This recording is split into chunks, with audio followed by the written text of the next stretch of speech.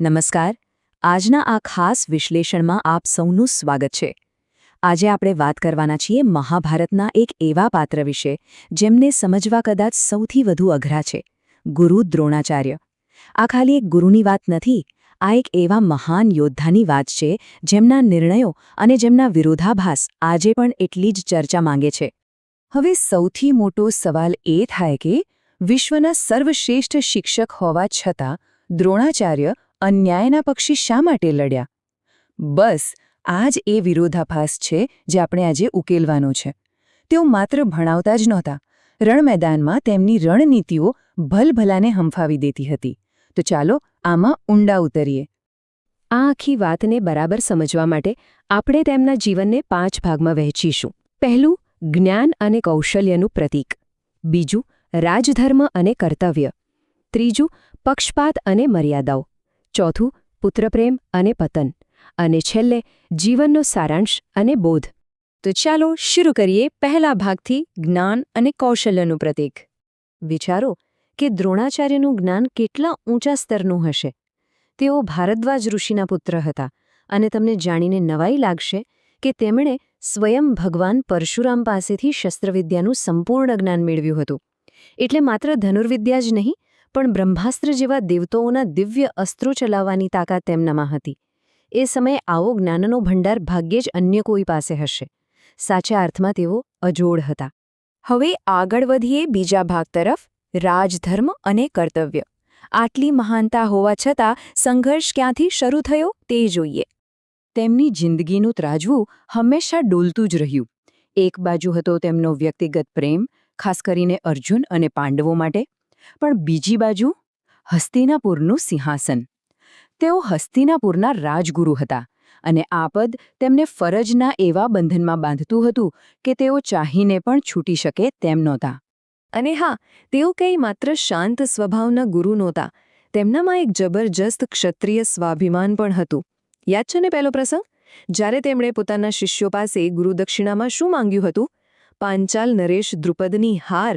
આ એક જૂના વેરનો બદલો હતો. આ સ્પષ્ટ બતાવે છે કે સન્માન અને વેર માટે લડવા તેઓ કોઈ પણ હદે જઈ શકતા હતા. અને આ જ રાજધર્મ તેમને કુરુક્ષેત્રના મહાન મેદાનમાં ખેંચી લાવ્યો. કૌરવોનો પક્ષ અન્યાયી હતો, એ તેઓ જાણતા હતા. છતાં સિંહાસનની નિષ્ઠાને કારણે તેમણે અધર્મનો સાથ આપવો પડ્યો. જો કે એક વાત તો સ્વીકારવી જ પડે કે કૌરવ સેનાના સેનાપતિ તરીકે તેમણે પોતાનું ગૌરવ અને તેની જવાબદારીઓ પૂરેપૂરી નિષ્ઠાથી નિભાવી હતી.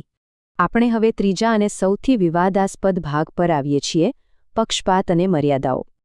અહીં તેમના વ્યક્તિત્વના નૈતિક પતન વિશે થોડી વાત કરીએ.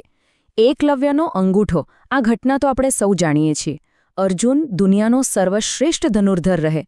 પોતાની એ પ્રતિજ્ઞા પૂરી કરવા માટે તેમણે એકલવ્ય પાસેથી ગુરુદક્ષિણામાં તેનો અંગૂઠો જ માંગી લીધો. જરા વિચારો, આ કેટલી ચોંકાવનારી વાત છે. આ સીધો જ તેમનો અર્જુન પ્રત્યેનો અતિશય પ્રેમ અને એ સમયના સામાજિક ભેદભાવની કડવી વાસ્તવિકતા દર્શાવે છે. અને આ પક્ષપાતની હદ તો ત્યારે વટાવી ગઈ જ્યારે કુરુક્ષેત્રમાં પેલો ઘાતક ચક્રવ્યૂહ રચાયો. એક યુવાન યોદ્ધા અભિમન્યુને ફસાવીને અન્યાય રીતે મારી નાખવામાં આવ્યો અને દ્રોણાચાર્ય તેમાં સીધા ભાગીદાર હતા. આ ઘટના ખરેખર તેમના મહાન વ્યક્તિત્વ પર એક બહુ મોટો પ્રશ્નાર્થ ચિહ્ન મૂકી જાય છે. હવે વાત કરીએ ચોથા ભાગની, પુત્રપ્રેમ અને પતન. હવે એક બહુ જ રોમાંચક સવાલ એ થાય કે જે માણસ પાસે બ્રહ્માસ્ત્ર હોય, જે અજેય હોય, તેને કોઈ હરાવી કેવી રીતે શકે?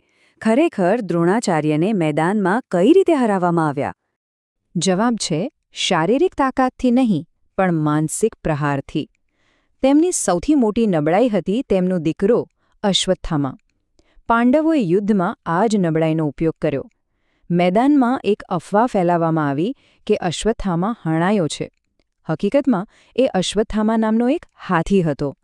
પણ આ સમાચાર સાંભળતા જ દ્રોણાચાર્ય અંદરથી સાવ તૂટી ગયા.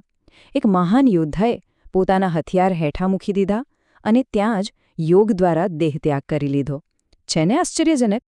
અને અંતે વિભાગ 5, જીવનનો સારાંશ અને બોધ. તો જો આખી વાતનો નિચોડ કાઢીએ ને, તો તેમના મુખ્ય ગુણો હતા અજોડ શસ્ત્રવિદ્યા અને શિષ્યોને સર્વશ્રેષ્ઠ બનાવવાની આવડત. પણ નબળાઈ, પોતાના દીકરા પ્રત્યેનો અતિશય પ્રેમ અને સિંહાસન પ્રત્યેની અંધનિષ્ઠા. તેમની સૌથી યાદગાર રચના કહીએ તો કુરુક્ષેત્રમાં રચેલો અજેય ચક્રવ્યૂહ. પણ આ બધામાંથી સૌથી મોટું શિક્ષણ શું મળે છે? એ જ કે જ્ઞાન જ્યારે સત્તાના બંધનમાં હોય છે ત્યારે તે અન્યાયનો સાથ આપવા મજબૂર બની જાય છે. આ આખી કથા આપણને એક બહુ જ કડવું સત્ય સમજાવે છે. તમે ગમે તેટલા મહાન, જ્ઞાની કેમ ન હો, પણ જો તમે અધર્મ એટલે કે અન્યાયના પક્ષમાં ઊભા છો તો તમારું પતન નિશ્ચિત છે. મોહ અને પરિસ્થિતિઓએ એક આદર્શ ગુરુને કેવા વિવાદિત બનાવી દીધા. તો આ વિશ્લેષણના અંતે હું તમને એક સવાલ સાથે છોડી જવા માંગુ છું. જરા શાંતિથી વિચારજો. જ્યારે જ્ઞાન સત્તાના બંધનમાં જકડાયેલું હોય ત્યારે શું તે ક્યારેય સાચો ન્યાય કરી શકે ખરું? આ વિચાર સાથે આજના આ વિશ્લેષણને અહીં જ વિરામ આપીએ છીએ. જોડાયેલા રહેવા બદલ આભાર.